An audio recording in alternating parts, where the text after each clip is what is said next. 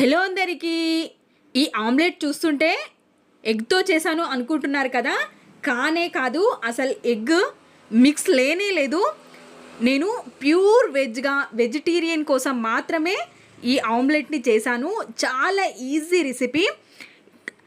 ఇంకా ఇప్పుడు శ్రావణ మాసం రాబోతుంది కదా, వెజిటేరియన్స్ చాలామంది హిందూస్ ఇండ్లలో నాన్ వెజ్ తినరు.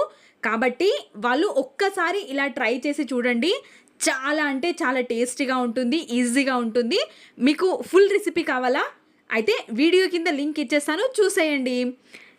చాలా రెసిపీస్, ఇలాంటి ఈజీ రెసిపీస్ నా ఛానల్లో ఉన్నాయి.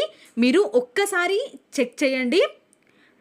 అలాగే నా ఛానల్ని మీరు సబ్స్క్రైబ్ చేసుకోకపోతే సబ్స్క్రైబ్ చేసుకోండి. అలాగే మీ ఫ్రెండ్స్ అండ్ ఫ్యామిలీకి షేర్ చేయండి.